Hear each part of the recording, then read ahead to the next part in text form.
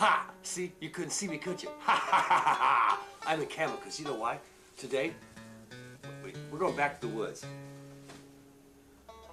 We're gonna go and do some things that I mean, are typical in southern Indiana. You know, you did them growing up. You know what I'm talking about: squirrel hunting, bluegill fishing, and even better, squirrel stew and fried bluegill fillets when you're done. Southern Indiana. You grew up here. You know what I'm talking about. We've all done it. I'm gonna show you today how I always done it, and we're gonna go from there because this is real good cooking with a Fatman and camo.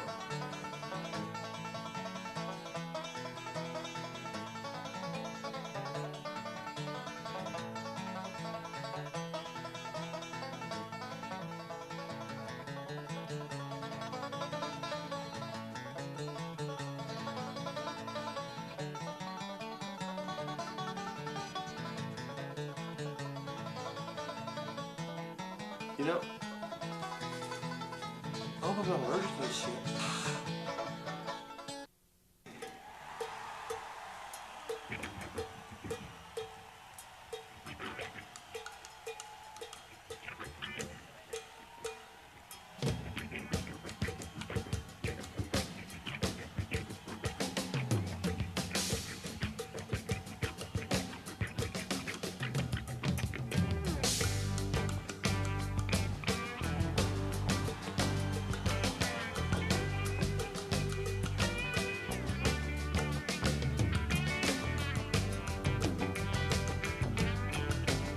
Hey guys, got myself shaved. Anyway, it's August, September in Indiana. Any of you grew up in the country, feeding off the land, you know exactly what that means. Squirrel season. I don't hunt it, but my son does, his friends do, and they brought me a few squirrels tonight, and I'm gonna make some squirrel stew as soon as I stop bleeding to death. So hang around, I want to get started on that in just a minute. All right, like Tony said. You cut yourself the first time, then slow down shaving. Whole family recipe for cure. I bet you didn't know about that, did you? Let's see. In this pan, I've got some giblets, some chicken giblets, and I've cooked that down in about 3 to 4 cups of water, and that's going to be my stock for my squirrel stew. We're going to make a squirrel stew today. And in here, I've got my cast iron pan. I've got about, a quarter-inch or so of oil in there getting hot. I've already taken my squirrels and cut them into shirts and pants. Those of you that hunt squirrels, you know what I'm talking about. Shirts and pants, ask Rick Hawkins. Anyway, I'm gonna throw them in this hot oil, brown them real good on both sides. Then I'm gonna throw them in a crock pot with some carrots and some taters and this chicken stock and just let it go for a while. Oh man, it takes nothing. Just brown it, a few minutes of work, and you've got a meal off the land. It's just great. Be right back. Okay guys, I've got my oil hot here, and I've got my tongs, and just be careful so I don't get myself burned. I'm going to take those beautiful pieces of squirrel. Oh yeah, put them in that hot oil.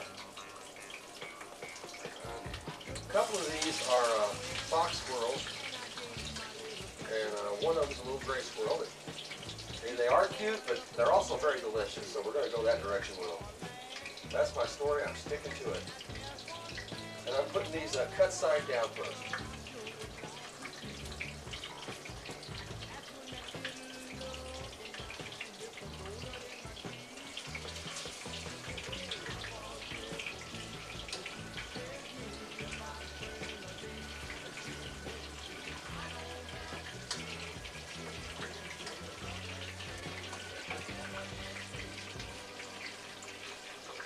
We're going to give those a few minutes to brown on both sides. We'll brown those up real good. I'm going to get my crock pot out. We're going to get that ready to go. And it's a real simple meal. It's just an incredibly short meal. It takes, you know, a couple hours, 3 hours stewing time. But you put it in a crock pot and let it go. That's almost better than having somebody else cook for you. And if you've never tried fresh squirrel, all I can tell you is you don't know what you miss until you have. I thought the same thing about squid. Bait's a bait. Okay, be right back. And there are those squirrels, like I said, shirts and pants. Shirts and pants that I've breaded with salt and pepper and flour. Cooking in some vegetable oil. I'm going to let those get nice and brown and put them in a stew pot. Be right back. Guys, we got the squirrel over here sizzling. I put that in salt, pepper, a little flour, real good. Left like everything I bread. I put in the refrigerator 15, 20 minutes. Let breading was set on it. You can do this with dark meat chicken. You can do it with white meat chicken. With dark meat chicken is better because of the flavor in that chicken. It's a little darker. It's got more flavor to it. You can also do it with domestic rabbit or wild rabbit. It's a simple stew. Those of you that are squeamish about squirrels, I promise not to mention them again for a minute or two. But these guys are browning up nicely in my skillet. I'm going to put a lid on that and let that simmer for a while. A little bit reduced heat so I can crisp it up on the sides. Got my crock pot ready. We're going to load that crock pot. I've got 3 potatoes and an extra, 1 per critter and an extra, 3 carrots and an extra per critter, and a couple of big onions. Chopped into pieces. I'm going to add to the stock pot along with the subject of today's show. That's the chicken stock, and we'll let that go on my crock pot. It's going to cook for about 3 hours, and it's going to be fall off the bone delicious. We'll be right back. Okay, guys, we're down to put the stew together now. Oh, look at that. I got all that delicious brown meat product in there today. And I'm going to smooth those pieces into my crock pot. We're not fooling anybody. It's a squirrel. I love squirrel. I'm not going to make apologies. Well, not many anyway. Now, my wife's Texan. She was born and raised Texan. You know, her family hunted and fished. And I'm from Kentucky, and it probably shows. And we did the same thing forever and ever and ever. But my wife's never had squirrel before. I guess probably because they're so big in Texas they scared them. I don't know. What I'm going to do now is I'm going to get a metal spatula, and this is what Emerald calls yum yums. All that my grandma called them cracklings. I'm going to scoop all that out of there, and I'm going to add that to my crock pot. That's a lot of flavor and a lot of flour, and the thickening agent is going to go into making this a real stew. So I'll get all that out of my skillet. Turn my heat off back there to save the iron skillet. And, oh, it smells incredible, folks. You're not going to believe. And then I'm going to add my vegetables to this. And like I said, that includes 4 potatoes cut into chunks, 4 carrots cut up, and a couple of large onions. We're just going to add all of that in there. All of it in there. Yeah, there we go. And that's about 2 inches from the top of my crock pot, which is going to be just about right. Now to that, I'm going to add a quart of the chicken stock we made by cooking down those giblets, things that we kept out of that roasting chicken we did a few weeks ago. And I'm just going to add that liquid. And it's not going to quite cover, so I'm going to have to add probably a little bouillon and some hot water, make a little bit more chicken liquid to put in this, and then we'll get that on the crock pot, get it going. And before you know it, we're going to have stew, man. We're going to have stew. Be right back. We'll be right back. I feel so guilty. That. Okay, you're getting ready to go to the crock pot now. I'm adding a couple of bay leaves to that, and I'm topping it off with that other quart of chicken stock we just made up, and that comes right up to the tippy of the other vegetables. That'll cook down and it's so good. We'll add more liquid to it as we go. Squirrel stew is Squirrel stew is going on. It's going to go on a slow crock pot. And a couple hours, we're going to have stew in here. Alright guys, there it is. It simmered in the crock pot all night. Squirrel stew with carrots and onions and potatoes.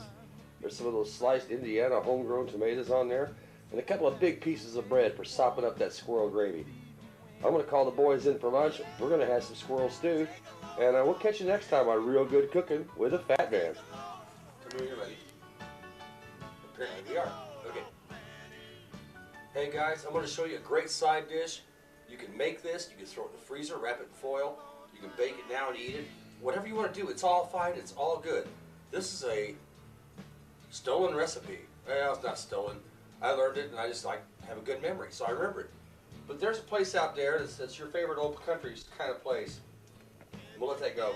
That has a breakfast dish, or they serve it all day long, called hash brown casserole. And I'm going to show you how to make my version of this based on theirs. I'm sorry, guys, but I start with tater tots because I like the texture. There's lots of crunchies on it when you bake it. I'm going to start with tater tots, and to that I'm going to add a cup of chopped onion. Oh yeah. And about a cup and a half, 2 cups of cheddar cheese, whatever you like. It's all good. Spread it out in there. And then I've got a teaspoon of black pepper, a teaspoon of salt, and a teaspoon of seasoning salt. And I'm going to sprinkle that over because it's all going to get mixed in.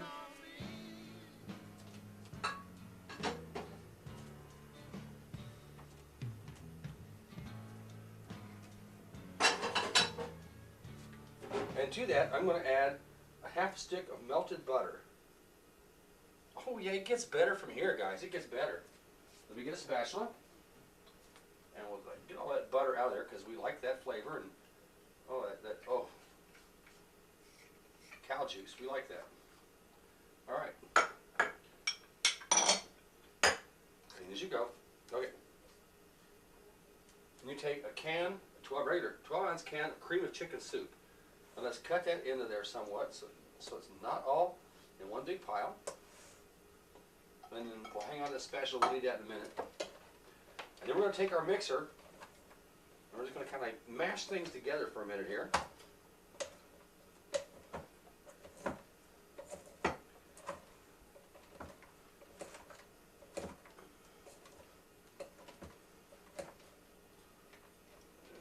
Real low. And start to mix that a little bit at a time. Slowly start to blend that together.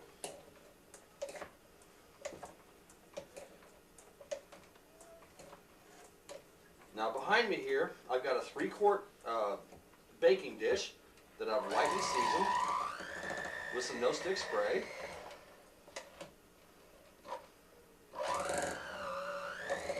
And once we get this all mixed up, and it does take a couple of minutes to get it all incorporated, that's okay. Because all those crunchy ends of those tater tots are going to be so crisp when this gets done, you're not going to believe it. Mix that together with our mixer. Okay, at this point, who needs electric, you know? But it's all part of the mixing process. And we're getting that all blended together really well. In fact, I don't think I need to even turn the mixer on again. I think we're there already. I'm going to kick those beaters out. And we'll scrape those off with our spatula. And we're getting ready to pan this up. It's just that fast. A simple side dish. I'll put it in a baking dish, 350-degree oven for about 35 minutes. And wait till you see this. It's going to be lovely. Complements almost anything. You'll love this. Breakfast, lunch, dinner, whatever. We'll be right back. There you go, folks. We've got that beautiful tater tot and onion and cream of chicken soup and cheese. Oh, and the seasonings all mixed up together in there with a little bit of butter. And we're going to fold that. Let me see if I can get a hold of this. There we go. We're going to fold that into this 3-quart baking dish, which I've already sprayed with non-stick spray. And we'll fold that in.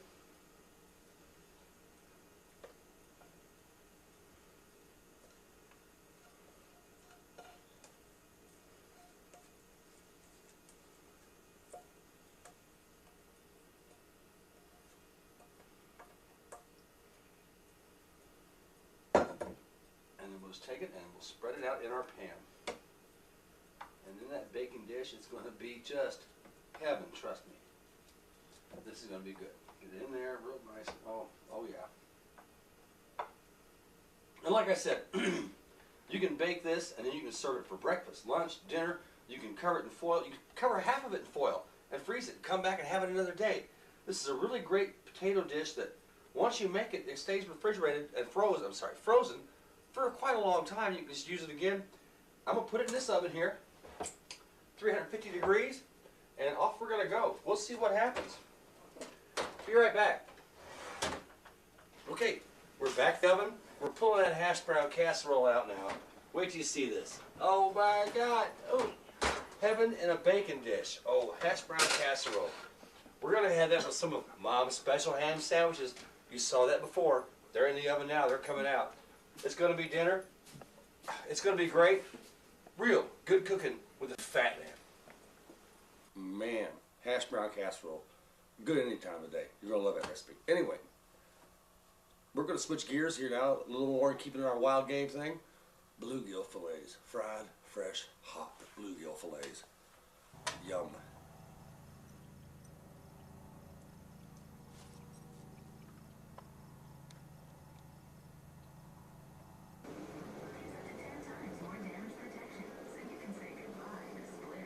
I got a whole pan full of these delicious bluegill fillets. The boys went out and got that. They went fishing. They came home and they filleted them out for me. Nice, nice fish. So I'm going to show you how to put these together. A real simple breading. It's going to make country fried fish like, oh man, you'll be going back to Granddad's house to eat. You know what I'm talking about. You've been there. You've been eating that fish all your life. Southern Indiana, bluegill feeding. Oh man. Doesn't get any better than that. Watch this.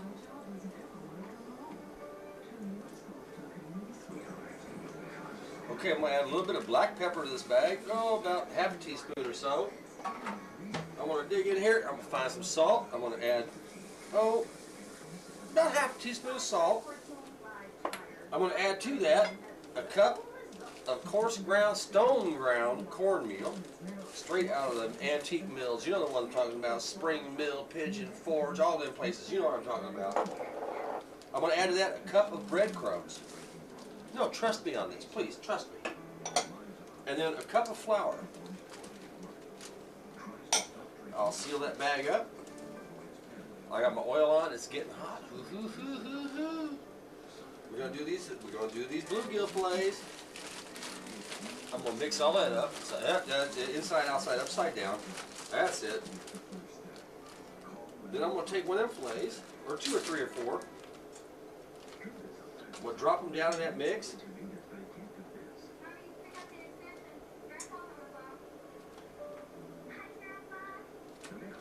Close that bag up. And give them the toss again. It's that easy, man. It's that easy to make breaded fish, fried fish from home. And I'm going to tell you, son, ladies, gentlemen, whoever's out there, son, I'm not that Roland Martin guy, but you know what I mean. If you go fishing, that's a great thing. Fishing's a wonderful thing. If you give a man a fish, he'll eat today. If you teach a man to fish, he can eat forever. Okay, that's a great thing to think about.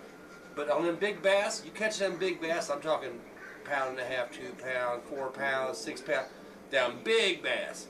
Anything over, I don't know, 2.5 pounds, put them back. Put them back. Don't interrupt the gene flow. Keep them big fish in the water, and it'll pay off in the future. Eat the bluegill, eat the crappie, eat the catfish. Leave them big bass alone. All right, we're taking those lovely fillets, breaded in that cornmeal, flour, breadcrumb mixture, seasoned just right. Put them in that hot oil. Cook, fishy cook. Oh man. Thank you, Lord, for this kind of harvest. I mean, really. And one place this comes from, people. You know what I'm talking about.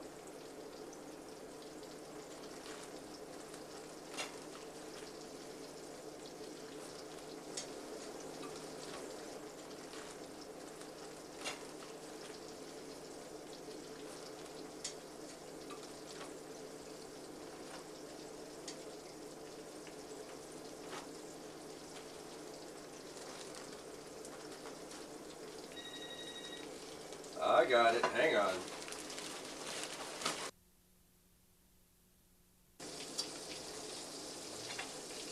Oh man, bluegill fillets. Yeah, baby. Just beautiful. Cook it up nice and crisp in that hot oil. Hot bluegill fillets. You know what I'm talking about. Yes, you do.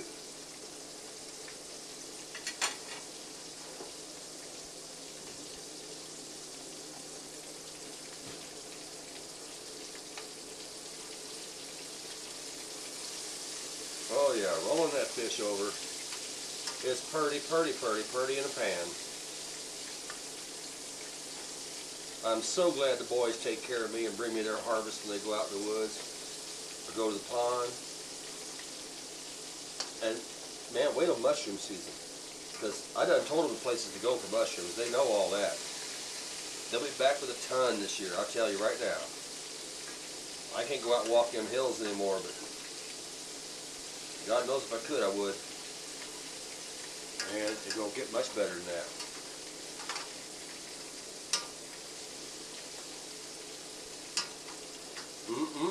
Fresh blue skis. Bluegill skis in the pan. We like that stuff. You know what I mean. Oh, ow. You know what I mean. We'll be right back.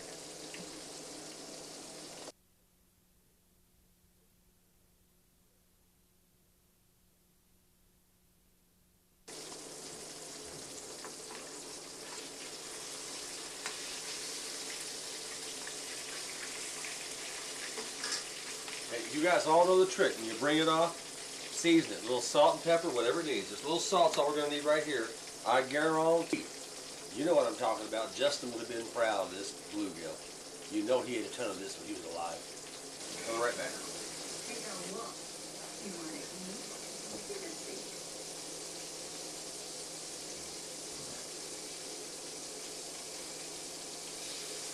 Oh man, oh man. Oh, look at them.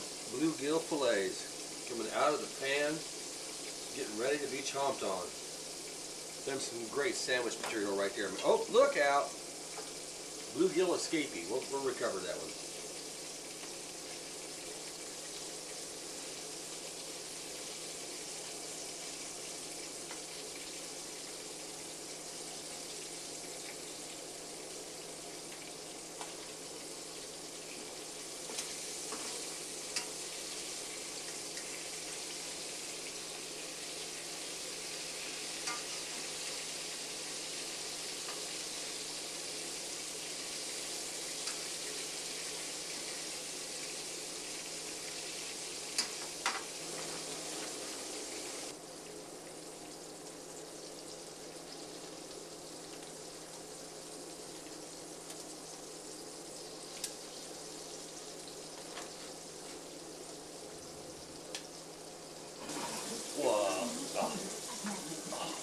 Pan-fried bluegill. Caught by who? What?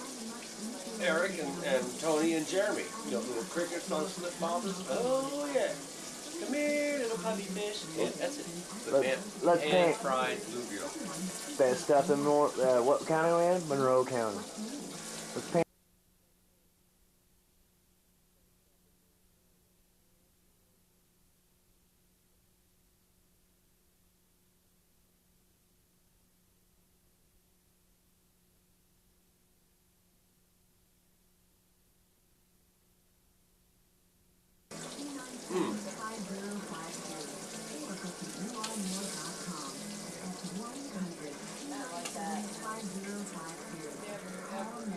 I just got done telling Eric I know a field where there's some great turkey hunting.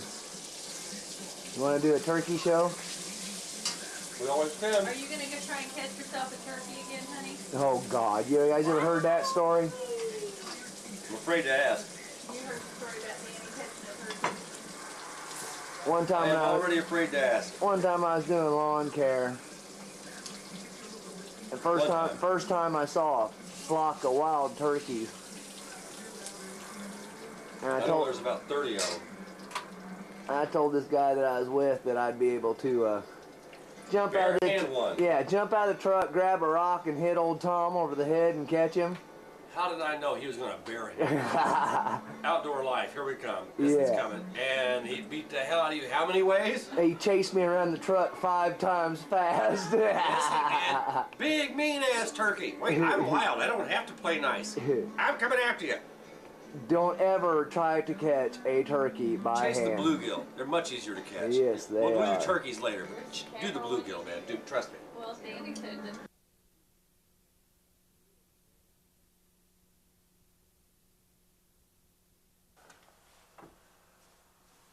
Well, folks, I can't top that turkey story. Anything I can say that is going to get over Danny being chased by a tom turkey. So, till next time, it's real good cooking with his Fatman.